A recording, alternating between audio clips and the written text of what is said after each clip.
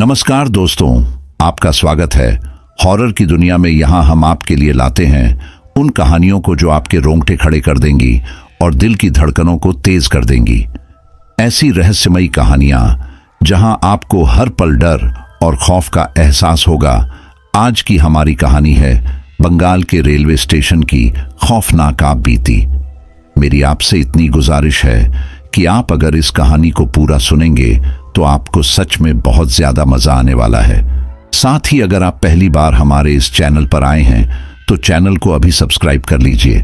ऐसा करने से हमारी और आपकी नजदीकियां बढ़ जाएगी और आगे आने वाली वीडियो आप तक आसानी से पहुंच जाएंगी।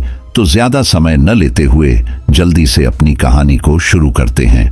नमस्कार दोस्तों, मेरा नाम समीर है और आज मैं आपको एक ऐसी कहानी सुनाने जा रहा हूं जो आपकी रूह को झकझोर कर रख देगी। ये कहानी है एक रेलवे स्टेशन की जिसका नाम है नीमगंज। ये स्टेशन आमतौर पर देखने में तो किसी छोटे कस्बे के पुराने स्टेशन जैसा ही लगता है। यहाँ लकड़ी के पुराने बेंच, दीवारों पर धुंधले रंग की परतें और ऊपर से लटकते हुए जंग लगे पंखे आपको दिखेंगे। लेकिन इसके साधारण दिखने के बावजूद इस जगह का नाम सुनते ही इलाके के लोगों की आंखों में डर की परछाई दौड़ जाती है।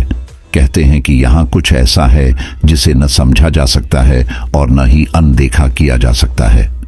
नीमगंज का जिक्र अक्सर पुराने लोगों की कहानियों में होता है।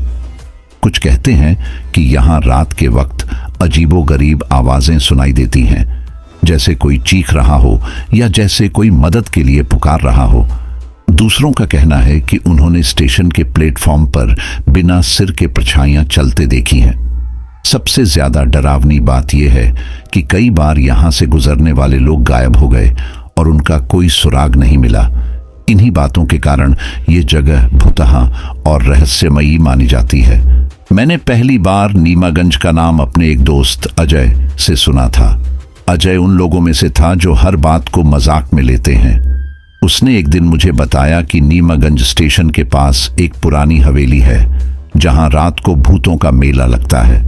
मैंने उसकी बातों को हंसते हुए टाल दिया, लेकिन उसने एक और किस्सा सुनाया जिसने मुझे सोचने पर मजबूर कर दिया।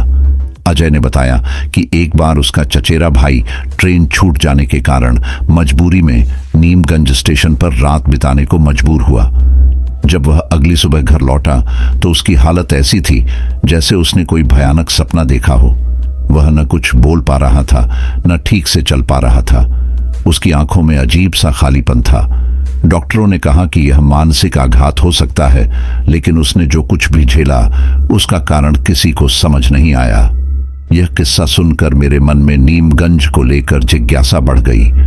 मैंने इसके बारे में और जानने का फैसला किया। जब मैंने इलाके के पुराने निवासियों से बात की तो हर किसी के पास इस जगह को लेकर अलग अलग कहानियां थीं। किसी ने बताया कि ब्रिटिश राज के दौरान यहाँ एक बड़ा हादसा हुआ था जिसमें सैकड़ों मजदूरों की मौत हो गई थी। उनके शव स्टेशन के पास एक गड्ढे में दफना दिए गए। कहते हैं कि उनकी आत्माएं अब भी इस जगह पर भटकती हैं। किसी और ने बताया कि यह स्टेशन उन लोगों के लिए एक जाल है जो रात में यहाँ रुकने की गलती करते हैं। आज मैं आपको लीला और कमल की कहानी सुनाने जा रहा हूँ। लीला और कमल साधारण दंपति थे जो ट्रेन से अपने घर लौट रहे थे। उनके सफर का रास्ता नीमगंज स्टेशन से होकर गुजरता था। ट्रेन देर रात स्टेशन पहुंची और उन्हें मजबूरी में वहीं रुकना पड़ा। उन्होंने सोचा भी नहीं था कि यह रात उनकी जिंदगी की सबसे खौफनाक रात बन जाएगी। जैसे ही उन्होंने स्टेशन पर कदम रखा, वहां का माहौल अजीब लगने लगा। न कोई चहल पहल, न कोई आवाज, बस एक भारी सी खामोशी जो आपकी आत्मा को अंदर तक हिला दे। उन्हें यह एहसास हुआ कि यह जगह सामान्य नहीं है, लेकिन उन्होंने इसे अनदेखा किया और इंतजार करने लगे। यह कहानी केवल लीला और कमल की नहीं है, बल्कि यह उस डर और रहस्य की कहानी है जो नीमगंज स्टेशन के चारों ओर फैला हुआ है। आगे बढ़ने से पहले हमें यह समझना होगा कि आखिर इस स्टेशन का इतिहास क्या है और क्यों यह जगह आज भी एक अनसुलझा रहस्य बनी हुई है। तो दोस्तों, तैयार हो जाइए इस रोमांचक और डरावनी यात्रा पर, क्योंकि यह कहानी आपके मन में कई सवाल छोड़ जाएगी। लीला और कमल का सफर एक सामान्य यात्रा की तरह शुरू हुआ था। वह दोनों अपने परिवार से मिलने के लिए दूसरे शहर जा रहे थे। कमल को ट्रेन के सफर बहुत पसंद थे, खासकर रात की ट्रेन, जहां खिड़की से बाहर झांकते ही घने अंधेरे के बीच चमकते तारों का नजारा मन मोह लेता था। लीला को भी यह सब अच्छा लगता था, लेकिन वह थोड़ी सतर्क स्वभाव की थी। सफर के दौरान वह हर छोटी बड़ी चीज पर ध्यान देती, यह सुनिश्चित करने के लिए कि सब कुछ ठीक है। ट्रेन अपने समय से चल रही थी।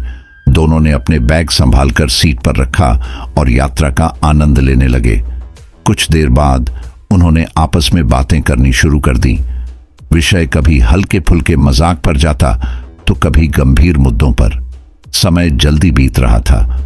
दोनों ने सोचा था कि सुबह तक वह अपने गंतव्य तक पहुंच जाएंगे और परिवार के साथ वक्त बिताने का आनंद लेंगे, लेकिन नियति को शायद कुछ और ही मंजूर था। जैसे जैसे ट्रेन आगे बढ़ती गई, बाहर का नजारा बदलने लगा। अंधेरा और गहरा होता गया और जंगल की छाया खिड़की पर उभरने लगी। घड़ी ने रात के 11 बजाए और ट्रेन ने अचानक धीमी गति पकड़ ली। एक घोषणा हुई, अगला स्टेशन नीमगंज। यह ट्रेन यहां 15 मिनट के लिए रुकेगी। लीला ने यह नाम सुनते ही चौंक कर कमल की ओर देखा। उसने धीरे से कहा, कमल, क्या तुमने कभी इस स्टेशन का नाम सुना है? यह कुछ जाना पहचाना नहीं लगता। कमल ने मुस्कुराते हुए जवाब दिया, नहीं, शायद यह किसी छोटे से गांव का स्टेशन होगा, कुछ खास नहीं। लेकिन लीला को अजीब सा महसूस हुआ। वह नाम उसके कानों में अजीब सा गूंज रहा था। जैसे ही ट्रेन स्टेशन पर रुकी, दोनों ने खिड़की से बाहर झांक कर देखा। नीमगंज स्टेशन बाकी छोटे स्टेशनों जैसा ही लग रहा था, पुराना और सुनसान, लेकिन वहां की खामोशी कुछ ज्यादा ही गहरी थी। प्लेटफॉर्म पर न तो कोई चहल पहल थी और न ही कोई यात्री। बस एक पुराना लैंप पोस्ट था जो धीमी कांपती हुई रोशनी दे रहा था। दूर तक कोई दुकानदार या चाय बेचने वाला भी नजर नहीं आ रहा था। कमल ने खिड़की से झांककर कहा, अजीब बात है, यहां तो कोई भी नहीं है। क्या हम गलत स्टेशन पर रुक गए हैं? लीला ने कुछ नहीं कहा, लेकिन उसकी बेचैनी बढ़ने लगी थी। उसने महसूस किया कि स्टेशन के आसपास का माहौल असामान्य रूप से ठंडा था। हवा में एक अजीब सी सिहरन थी जो उसे भीतर तक महसूस हो रही थी। तभी ट्रेन के गार्ड ने डिब्बे में आकर घोषणा की, तकनीकी खराबी के कारण ट्रेन यहां कुछ घंटे रुकी रहेगी। अगले स्टेशन तक जाने में समय लगेगा, कृपया धैर्य रखें। यह सुनते ही कमल थोड़ा परेशान हो गया। क्या हमें यहां रुकना पड़ेगा? यहां तो कुछ भी नहीं है। लीला के मन में डर का साया गहराने लगा। उसने कहा, कमल, मुझे कुछ ठीक नहीं लग रहा। इस जगह से जल्दी निकलने का कोई उपाय हो तो देखो। लेकिन कमल ने उसे समझाया, ऐसी कोई बात नहीं है लीला, हम ट्रेन के अंदर सुरक्षित हैं। यह सिर्फ कुछ घंटों की बात है। दोनों ने अपनी सीट पर बैठकर इंतजार करना शुरू किया। बाहर की खामोशी के बीच अचानक एक अजीब सी आवाज सुनाई दी। ऐसा लगा जैसे कोई पुराने लोहे के चेन को खींच रहा हो। लीला ने कमल की बांह पकड़ ली और धीरे से पूछा, यह आवाज कहां से आ रही है? कमल ने उसे सांत्वना दी, शायद प्लेटफॉर्म पर कोई कर्मचारी हो, घबराओ मत। लेकिन लीला का दिल कह रहा था कि यह आवाज सामान्य नहीं है। कुछ था जो उन्हें घूर रहा था, अंधेरे के किसी कोने से। समय धीरे धीरे बीत रहा था, लेकिन उनके मन में बेचैनी बढ़ती जा रही थी। नीमगंज की यात्रा, जो केवल एक ठहराव भर थी, अब एक अज्ञात और भयावह अनुभव की शुरुआत बन चुकी थी। नीमगंज स्टेशन पर ट्रेन के रुकते ही हर चीज बदलने लगी थी। बाहर की हवा में एक अजीब सी ठंडक थी, जैसे वह किसी पुरानी भुला दी गई दास्तां की गवाही दे रही हो। कमल और लीला ने अपनी जगह पर बने रहने का निर्णय किया था, लेकिन आसपास की खामोशी और स्टेशन की सुनसान स्थिति ने माहौल को और भी रहस्यमय बना दिया था। जब ट्रेन ने आगे बढ़ने में असमर्थता जताई तो यात्रियों में हलचल शुरू हो गई। डिब्बे के कोने कोने से फुसफुसाहटें सुनाई देने लगीं। लीला ने धीमी आवाज में कहा, कमल, मैंने सुना है कि स्टेशन के बारे में कुछ अजीब अजीब बातें कही जाती हैं। कुछ लोग इसे भूतियां कहते हैं। कमल ने उसकी बात को हंसी में उड़ाने की कोशिश की। तुम्हें भी न जाने कैसी कैसी बातें सूझती हैं। ये सब लोगों की कल्पनाएं होती हैं। हम ट्रेन के अंदर हैं, बाहर नहीं जा रहे तो डरने की कोई बात नहीं। लेकिन उसके मन में भी एक हल्का सा संशय घर कर रहा था, जिसे वह छुपाने की कोशिश कर रहा था। तभी खिड़की के पास बैठे एक अन्य यात्री ने अचानक चौंक कर पूछा, क्या किसी ने देखा? वह लैंप पोस्ट, वह अभी अभी बुझा था ना, लेकिन अब फिर जलने लगा। सभी ने खिड़की की तरफ देखा। लैंपपोस्ट की धीमी रोशनी अब और भी फीकी लग रही थी, जैसे किसी अनजानी शक्ति ने उसे छू लिया हो। लीला ने धीरे से खिड़की का पर्दा खींच दिया। उसने कमल से कहा, मुझे ये सब देखना अच्छा नहीं लग रहा, यहां कुछ ठीक नहीं है। लेकिन कमल ने उसकी बात को टालते हुए कहा, शायद लैंपपोस्ट पुराना है, इसमें खराबी हो सकती है, परेशान मत हो। इसी बीच डिब्बे के दरवाजे पर खटखटाने की आवाज आई। यह आवाज इतनी धीमी थी कि कई यात्रियों ने इसे अनसुना कर दिया, लेकिन लीला ने तुरंत नोटिस किया। उसने सहमे हुए स्वर में पूछा, कमल, क्या तुमने सुना?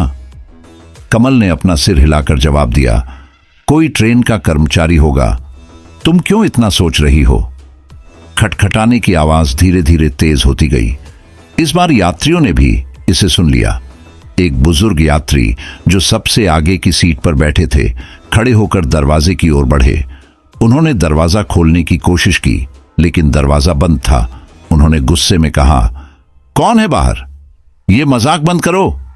लेकिन जब उन्होंने खिड़की से झांक कर बाहर देखा तो उनकी आंखें फटी की फटी रह गईं।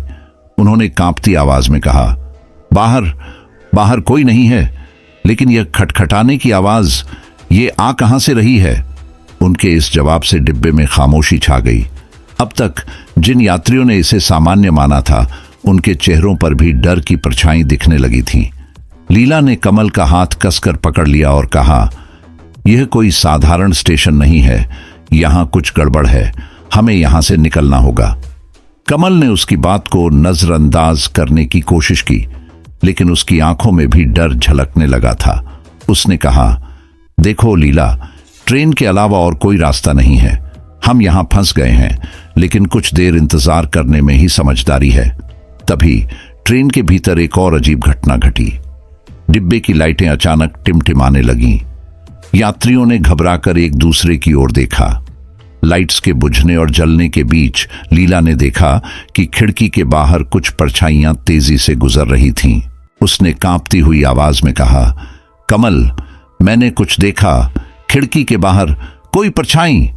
कमल ने खिड़की के बाहर झांकने की हिम्मत की, लेकिन अंधेरे के सिवा कुछ भी नजर नहीं आया। उसने कहा, यह तुम्हारा भ्रम है लीला, अब और मत सोचो, सब कुछ ठीक हो जाएगा। लेकिन यह सब कुछ ठीक होने से बहुत दूर था। नीमगंज स्टेशन की रात ने अपने रहस्य की पहली परत खोल दी थी, और जो कुछ भी आने वाला था वह उन दोनों की कल्पना से परे था। डिब्बे की लाइटें अब लगभग बुझ चुकी थीं। सिर्फ बाहर से आती हल्की चांदनी ही अंदर कुछ चीजें दिखाई दे रही थीं। खामोशी इतनी गहरी थी कि हर छोटी आवाज भी असहज कर रही थी। यात्री आपस में फुसफुसाते हुए अपनी जगह पर दुबके बैठे थे। लीला और कमल भी एक दूसरे के करीब बैठ गए, लेकिन लीला की बेचैनी लगातार बढ़ती जा रही थी। तभी डिब्बे के अगले हिस्से से एक ठंडी हवा का झोंका आया। यह हवा इतनी तेज और ठंडी थी कि वहां बैठे लोगों को एक पल के लिए ऐसा लगा जैसे किसी ने उनके शरीर को छू लिया हो। कमल ने चौंक कर लीला की ओर देखा। क्या तुमने यह महसूस किया? लीला ने सिर हिलाया। हाँ, और यह सिर्फ हवा नहीं थी कमल, ये कुछ और था। इससे पहले कि वे और कुछ कह पाते, डिब्बे के पीछे से किसी के धीमे कदमों की आवाज सुनाई देने लगी, जैसे कोई धीरे धीरे डिब्बे में चल रहा हो। कमल ने आवाज की दिशा में झांकने की कोशिश की, लेकिन अंधेरे में कुछ भी साफ नहीं दिखा। यात्रियों के चेहरों पर डर साफ झलक रहा था। तभी एक यात्री जोर से चिल्ला उठा, कौन है वहां? सामने आओ। उसकी आवाज डिब्बे में गूंज उठी, लेकिन इसके बाद फिर से वही गहरा सन्नाटा छा गया। लीला ने कमल का हाथ कसकर पकड़ लिया। कमल, हमें यहां से निकलना होगा, कुछ तो गड़बड़ है। कमल ने उसे शांत करने की कोशिश की। देखो, हो सकता है यह किसी की शरारत हो, घबराओ मत। लेकिन उसकी खुद की आवाज में भी एक अनजाना डर महसूस हो रहा था। तभी डिब्बे के पिछले हिस्से से एक औरत की कराहने की आवाज सुनाई दी। यह आवाज इतनी दर्द भरी थी कि हर किसी के रोंगटे खड़े हो गए। कमल और लीला ने डरते डरते उस ओर देखा। एक धुंधली आकृति खड़ी थी, सफेद साड़ी में लिपटी हुई, बाल खुले और चेहरा झुका हुआ। कमल ने हिम्मत जुटाकर जोर से पूछा, तुम कौन हो और यहां क्या कर रही हो? लेकिन वह आकृति कोई जवाब नहीं दे रही थी। वह धीरे धीरे उनकी ओर बढ़ने लगी। हर कदम के साथ डिब्बे का तापमान गिरता जा रहा था। लीला ने कांपती आवाज में कहा, कमल, यह कोई इंसान नहीं है, हमें यहां से भागना होगा। कमल ने लीला को अपने पास खींचा और तेजी से दूसरी दिशा में खिड़की की ओर भागा। डिब्बे के दूसरे यात्री भी अब अपनी जगह से खड़े हो गए और चारों तरफ अफरा तफरी मच गई। लेकिन जैसे ही कमल और लीला खिड़की तक पहुंचे, खिड़की के बाहर भी वही सफेद साड़ी वाली आकृति दिखाई दी। वह उनकी ओर देख रही थी। इस बार उसका चेहरा साफ नजर आ रहा था, लेकिन उस चेहरे पर कोई आंखें नहीं थीं, सिर्फ गहरे खाली गड्ढे थे। लीला की चीख पूरे डिब्बे में गूंज उठी। कमल ने उसे अपनी बाहों में खींच लिया और चिल्लाते हुए कहा, यहां से निकलने का कोई रास्ता नहीं है, यह जगह हमें जकड़ रही है। डिब्बे के हर कोने में अब अजीब अजीब सी आवाजें गूंजने लगी, कभी हंसी, कभी रोने की आवाजें और कभी किसी के चलने की। हर यात्री अब डर के मारे हिल भी नहीं पा रहा था। नीमगंज स्टेशन अब सिर्फ एक जगह नहीं रहा, यह एक जाल था जिसमें फंसे लोग अपने भाग्य से लड़ने को मजबूर हो गए थे। लीला ने कमल से कहा, अगर हम यहां रुके रहे तो ये हमें जिंदा नहीं छोड़ेंगे, कुछ करना होगा। कमल ने चारों ओर देखा, लेकिन इस जाल से निकलने का कोई रास्ता नजर नहीं आ रहा था। और तभी वह आकृति अचानक गायब हो गई, जैसे धुएं में घुल गई हो। लेकिन इसके बाद डिब्बे में जो हुआ उसने हर किसी के होश उड़ा दिए। नीमगंज की रात ने अपना असली रूप दिखाना शुरू कर दिया था। कमल और लीला ने जैसे तैसे डिब्बे से बाहर छलांग लगाई। चारों ओर घना अंधेरा था और स्टेशन के पास कोई रोशनी का नामो निशान तक नहीं था। दूर दूर तक फैले घने पेड़ और अजीब अजीब सी आवाजें उनके डर को और बढ़ा रही थीं। दोनों ने तेजी से स्टेशन से दूर जाने का फैसला किया। पीछे से आती चीख पुकार और अजीब आवाजें अब धीरे धीरे मध्यम हो रही थीं, लेकिन उनके दिलों में डर की जड़ें गहरी होती जा रही थीं। चलते चलते दोनों एक घने जंगल के बीच आ पहुंचे। लीला ने हाँफते हुए कहा, कमल, अब मुझसे और नहीं चला जाएगा, हमें कहीं रुकना होगा। कमल ने इधर उधर देखा। पेड़ों के बीच एक टूटी फूटी सी झोपड़ी दिखाई दी। झोपड़ी के दरवाजे से हल्की सी मध्यम रोशनी झांक रही थी। शायद वहां कोई है, कमल ने कहा। चलो कोशिश करते हैं, कम से कम वहां रात बिताने का ठिकाना तो मिल जाएगा। दोनों झोपड़ी की ओर बढ़े। दरवाजा पुराना और टूटा हुआ था, लेकिन अंदर का माहौल किसी तरह का सुकून देने वाला लग रहा था। दीवारों पर जलती हुई लालटेन की मध्यम रोशनी झिलमिला रही थी और एक कोने में लकड़ी की पुरानी मेज रखी हुई थी। अंदर कोई नहीं था। ऐसा लग रहा था कि यह झोपड़ी बहुत समय से किसी ने इस्तेमाल नहीं की थी। कमल ने लीला की ओर देखा। शायद हम यहां कुछ देर आराम कर सकते हैं, लेकिन हमें सतर्क रहना होगा। यह जगह भी अजीब लग रही है। दोनों कोने में बैठ गए। लीला ने कांपते हुए कहा, कमल, तुम्हें लगता है कि वो भूतिया चीज हमें यहां तक ढूंढने आएगी? कमल ने उसे ढांढस बंधाया, पता नहीं लीला, लेकिन हमें अपनी ताकत को संभाल कर रखना होगा। तभी झोपड़ी के बाहर अचानक किसी के कदमों की आवाज सुनाई दी। दोनों एक पल के लिए सन्न रह गए। कमल ने धीरे से दरवाजे की ओर झांका, लेकिन बाहर कुछ भी नजर नहीं आया। शायद हवा होगी, उसने खुद को समझाने की कोशिश की, लेकिन तभी झोपड़ी की दीवार पर एक तेज खरोंच की आवाज हुई। यह आवाज इतनी तेज थी कि लीला ने डर से कमल का हाथ पकड़ लिया। कमल ने धीरे धीरे लालटेन उठाई और दीवार के पास गया, लेकिन वहां कुछ भी नहीं था। तभी एक बूढ़े आदमी की कर्कश आवाज झोपड़ी के अंदर गूंजी, तुम्हें यहां नहीं आना चाहिए था, यह जगह तुम्हारे लिए नहीं है। दोनों ने घबराकर चारों ओर देखा, लेकिन झोपड़ी में कोई नहीं था। लीला ने कांपते हुए पूछा, ये किसकी आवाज थी? कमल कुछ बोलने ही वाला था कि झोपड़ी की छत से धूल गिरने लगी। ऊपर से आवाज आई, ये जगह छोड़ दो, अभी और इसी वक्त। कमल ने तेजी से लीला का हाथ पकड़ा और बोला, यहां रुकना अब खतरे से खाली नहीं है, हमें अभी जाना होगा। दोनों झोपड़ी से बाहर भागे, लेकिन जैसे ही वे बाहर आए, सामने की जमीन पर वही सफेद साड़ी में लिपटी आकृति खड़ी थी। इस बार वह और करीब थी और उसकी घूरती हुई खाली आंखें सीधे उनके दिलों तक ठंड भर रही थीं। कमल ने झट से दूसरी दिशा में दौड़ने का इशारा किया। दोनों अंधेरे जंगल में भागने लगे, लेकिन झोपड़ी के आसपास की यह अजीब जगह जैसे उनकी हर कोशिश को विफल करने पर आमादा थी। वे जिस भी दिशा में भागते, उन्हें ऐसा महसूस होता कि वे बार बार वहीं लौट आते हैं। नीमगंज की रात, झोपड़ी की रहस्यमय आवाजें और सफेद आकृति की मौजूदगी ने अब उनके लिए जिंदा रहने की एक नई चुनौती पेश कर दी थी। कमल और लीला जंगल के बीचों बीच भागते भागते थक चुके थे। उनकी सांसें उखड़ रही थीं, लेकिन डर और घबराहट ने उन्हें रुकने नहीं दिया। चारों तरफ से घने पेड़ों की परछाइयों के बीच आती रहस्यमय आवाजें उनके दिलों की धड़कन बढ़ा रही थीं। हर तरफ घना अंधेरा था और चांदनी भी जैसे जंगल की छाया से हार मान चुकी थी। कुछ दूर जाने के बाद अचानक चारों तरफ सन्नाटा छा गया। न हवा की आवाज, न पत्तों की सरसराहट, बस एक डरावना मौन। लीला ने सहमते हुए कहा, कमल, ये सब कुछ सही नहीं लग रहा, जैसे हम कहीं फंस गए हैं। कमल ने चारों ओर देखा। उन्हें एक खुला मैदान दिखाई दिया जो जंगल के बीच अजीब तरह से खाली था। मैदान के बीचों बीच एक पुराना कुआं था और कुएं के पास एक पेड़ पर लाल कपड़ा लटका हुआ था। कपड़े की सरसराहट हवा के बिना भी चल रही थी। हम इस जगह से दूर चलते हैं, कमल ने धीरे से कहा, लेकिन लीला की नजरें उस कुएं पर जम गई थीं। उसकी आंखों में एक अजीब सी चमक थी, जैसे वह किसी अनदेखी शक्ति के प्रभाव में हो। उसने बेमन से कहा, कमल, मुझे लगता है वहां कुछ है। कमल ने लीला का हाथ खींचते हुए कहा, नहीं, हमें वहां नहीं जाना चाहिए, यह जगह सही नहीं लगती। लेकिन लीला उसके खिंचाव से मुक्त होकर कुएं की तरफ बढ़ने लगी। जैसे ही वह कुएं के पास पहुंची, एक ठंडी हवा का झोंका उनके चारों ओर घूमने लगा।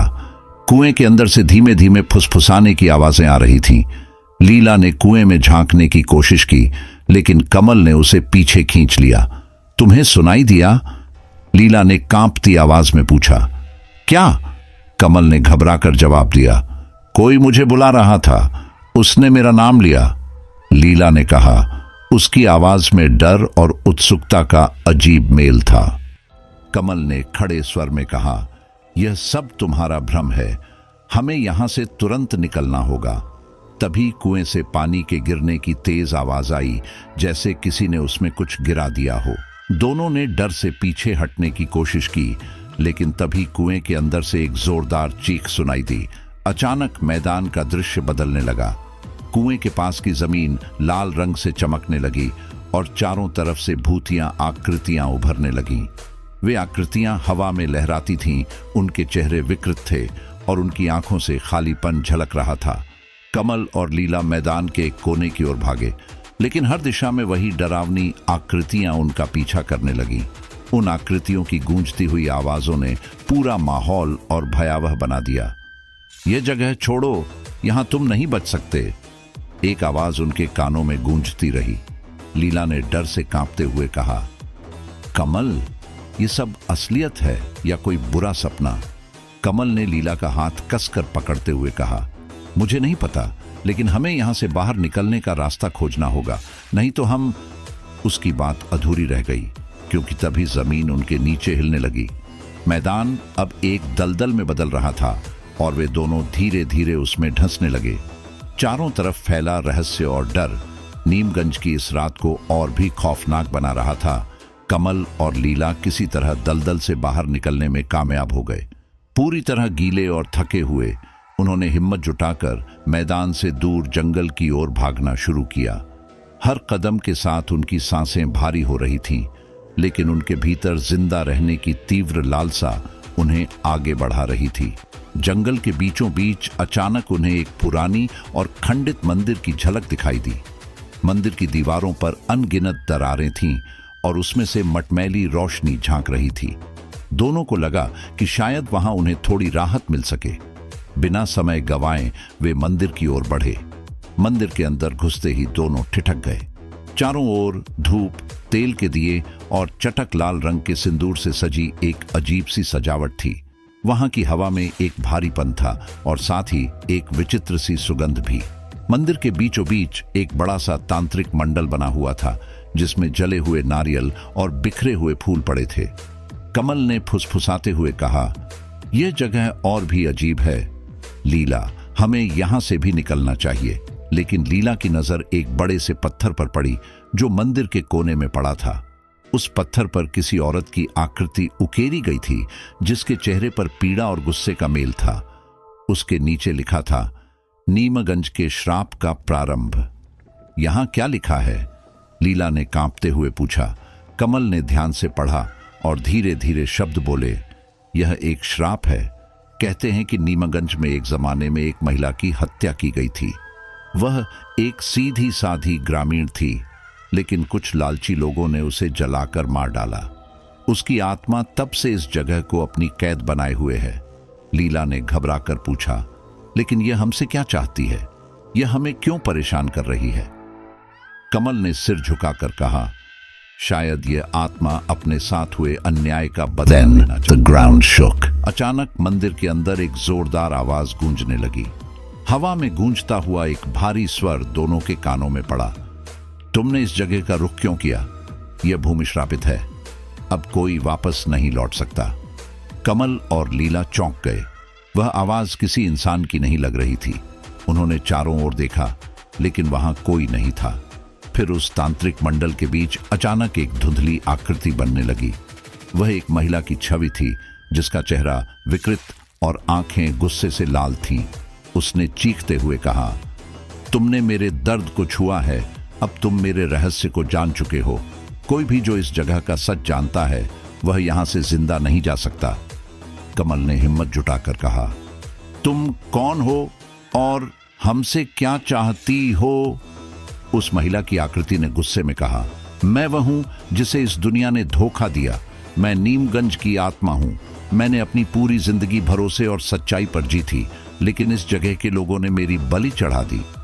अब मैं हर उस इंसान को सजा देती हूं जो इस भूमि पर कदम रखता है।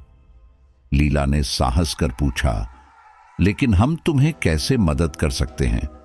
क्या तुम्हारी आत्मा को शांति मिल सकती है? आकृति कुछ पल के लिए शांत हो गई। फिर उसने धीरे धीरे कहा, अगर कोई मेरे लिए उस अन्याय को ठीक कर सके जो मेरे साथ हुआ, तो शायद मैं मुक्त हो जाऊं। लेकिन यह इतना आसान नहीं।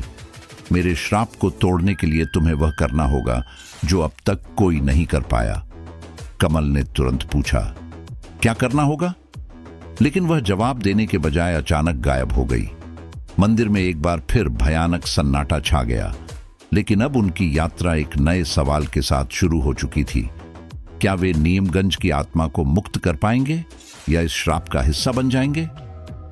मंदिर के सन्नाटे में अचानक एक हल्की हवा का झोंका चलने लगा, मानो कोई उन्हें आगे बढ़ने का संकेत दे रहा हो। कमल और लीला ने एक दूसरे की ओर देखा और समझ गए कि यहां से बचने का एक ही तरीका है, आत्मा के श्राप को तोड़ने का प्रयास करना।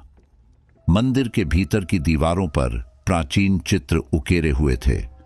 उन चित्रों में एक महिला को दिखाया गया था जो गांव के लोगों की मदद कर रही थी। किसी में वह पानी पिला रही थी तो किसी में भोजन दे रही थी। लेकिन आखिरी चित्र में उसी महिला को भीड़ के बीच घसीटते हुए जलते अलाव की ओर ले जाया जा रहा था।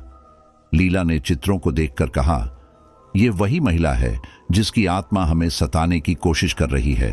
कमल ने जवाब दिया, शायद यह आत्मा अब भी न्याय चाहती है, पर हम कैसे मदद करें? मंदिर के कोने में उन्हें एक प्राचीन पांडुलिपि मिली। उस पर लिपि अजीब और पुरानी थी, लेकिन उसका अर्थ स्पष्ट था। पांडुलिपि में लिखा था, जिसने मेरे दर्द को महसूस किया है वही मेरे श्राप को मिटा सकता है, पर इस सत्य तक पहुंचने के लिए उसे मेरी कहानी को पुनर्जीवित करना होगा और उस सत्य को सबके सामने लाना होगा। कमल ने धीरे से कहा, हमें उसकी कहानी दुनिया के सामने लानी होगी। यही उसकी आत्मा को शांति दिलाने का तरीका हो सकता है। तभी मंदिर के बीचों बीच जले हुए नारियल के पास हल्की रोशनी चमकी और वहां से एक छोटी सी चाबी प्रकट हुई। चाबी को देखकर लीला ने पूछा, यह किसके लिए हो सकती है? कमल ने अंदाजा लगाते हुए कहा, शायद यही हमें उस रहस्य तक ले जाएगी जो हमें आगे बढ़ने में मदद करेगा। उन्होंने चाबी उठाई और मंदिर के भीतर और खोजबीन करने लगे। वहां उन्हें एक छोटा सा दरवाजा मिला जो मंदिर के मुख्य हॉल से जुड़ा था। दरवाजा इतना पुराना था कि उसकी लकड़ी सड़ चुकी थी। चाबी लगाते ही दरवाजा चरमराते हुए खुल गया। दरवाजे के पीछे एक गुप्त तहखाना था। अंदर घुसते ही उनकी आंखों के सामने एक छोटा सा कमरा दिखाई दिया जिसमें दीवारों पर पुराने दस्तावेज और मिट्टी के बर्तन रखे थे। कमल ने उनमें से एक दस्तावेज उठाया और धूल हटाई। दस्तावेज पर लिखा था, नीमगंज का सच। कमल ने तेजी से दस्तावेज को पढ़ना शुरू किया। उसमें लिखा था कि गांव के कुछ प्रभावशाली लोगों ने लालच और स्वार्थ के कारण उस महिला की हत्या की थी। उसने उनकी चोरी और धोखाधड़ी का पर्दाफाश करने की कोशिश की थी, लेकिन उसे जिंदा जला दिया गया। इस घटना को दबाने के लिए उस पर झूठे आरोप लगाए गए और उसकी अच्छाई को बुराई में बदल दिया गया। लीला ने उदास स्वर में कहा, इस महिला ने सच्चाई के लिए अपनी जान दी और बदले में उसे इतना भयानक अंत झेलना पड़ा। शायद हमें इन दस्तावेजों को बाहर ले जाकर लोगों को दिखाना होगा। यही उसकी सच्चाई को सामने लाने का तरीका है। तभी कमरे में तेज हवा का झोंका आया और एक बार फिर वही भारी आवाज गूंजी, अगर तुमने यह सच उजागर किया तो तुम्हें भी मेरी तरह सजा भुगतनी होगी। क्या तुम इसके लिए तैयार हो? कमल ने बिना झिझके कहा, अगर यही तुम्हें शांति दिला सकता है तो हम इसके लिए तैयार हैं। आवाज शांत हो गई और कमरे में सब कुछ ठहर सा गया, लेकिन दोनों को महसूस हुआ कि उनकी यात्रा अब और भी कठिन होने वाली है। दस्तावेज, But there was nothing there, लेकिन इस just the empty lot, bathed in flickering neon light. था। तो दोस्तों, ये कहानी यहीं पर समाप्त होती है। आप लोग कमेंट नहीं करते हैं। अगर कमेंट नहीं करेंगे तो मैं वीडियो में आपका नाम कैसे लूंगा? तो प्लीज कमेंट जरूर करें। जो कमेंट किए हैं उनके नाम लेना शुरू करता हूं। मैं अब सलीम पीर मोहम्मद भीलवाड़ा, राजस्थान से, इंग्लैंड से, ताज वली खान और मुस्तफ़ा खान, समीर निशाद बनारस, मैं मोहम्मद मंसूर दिल्ली से, SK जिंदल LDH पंजाब, मेरा नाम समीर निशाद यूपी बनारस, राजेश शर्मा रोहतक हरियाणा, मैं असम के कामरूप से हूं पंडित जी, ज्योतिष पासवान मालीगांव गुवाहाटी असम, नाइजीरिया की राजकुमारी आयशा लदान, मारा नाम गुलिस्ता शेख का उड़ीसा से, इरशाद बाबला फिरोजाबाद, आलिम पीर मोहम्मद राजस्थान भीलवाड़ा से। आपको कहानी अच्छी लगी हो तो चैनल को सब्सक्राइब जरूर कर लेना, वीडियो को लाइक भी कर देना और एक प्यारा सा कमेंट आप कर देना। आप कहानी कहाँ से सुनते हैं और आपका नाम क्या है? तो अगली वीडियो में आपका शहर का नाम और आपका नाम लिया जाएगा। तो अपना और अपने परिवार का ख्याल रखना। तो दोस्तों, गुड नाइट।